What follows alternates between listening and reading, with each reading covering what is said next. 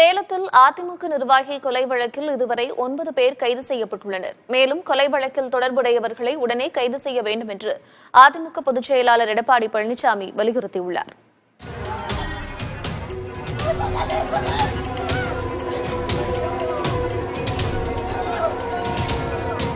சேலம் மாநகராட்சி தாதகாப்பட்டியை அடுத்த தாகூர் தெருவைச் சேர்ந்த சண்முகம் கொண்டலாம்பட்டி பகுதி அதிமுக செயலாளராக பதவி வகித்து வந்தார். இவர் கட்சி அலுவலகத்திலிருந்து தனது இருசக்கர வாகனத்தில் சென்றபோது அடையாளம் தெரியாத நபர்களால் வெட்டி கொலை செய்யப்பட்டார்.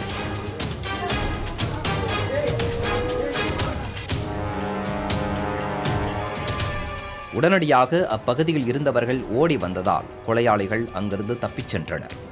இதனால் அதிர்ச்சிக்குள்ளான அவரது குடும்பத்தினர் மற்றும் அதிமுகவினர் நிகழ்விடத்தில் குவிந்தனர். அப்போது குற்றவாளிகளை உடனடியாக கைது செய்ய வலியுறுத்தி சடலத்தை எடுக்க விடாமல் அங்கிருந்தவர்கள் போராட்டத்தில் ஈடுபட்டனர். இதனால் பெரும் பதற்றம் நிலவியது.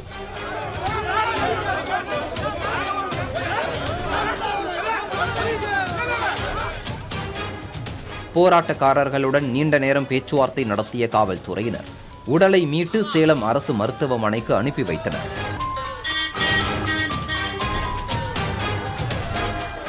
உயிரிழந்த சண்முகம் சேலம் மாநகராட்சி கொண்டலாம்பட்டி மண்டல குழு தலைவராக பதவி வகித்தவர் ஆவார். ரியல் எஸ்டேட் உள்ளிட்ட தொழிலிலும் அவர் ஈடுபட்டதாக கூறப்படுகிறது. இந்நிலையில் கொலை தொடர்பாக திமுக பிரமுகர் சதீஷ் உட்பட 9 பேரை தனிப்படையினர் கைது செய்து விசாரித்து வருகின்றனர்.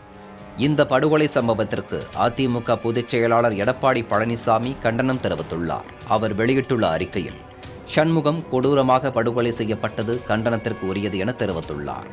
சட்டம் ஒழுங்கு சீர்கேட்டை சரி செய்ய திமுக அரசு எந்தவிதமான நடவடிக்கையும் மேற்கொண்டதாக தெரியவில்லை என விமர்சித்துள்ளார்.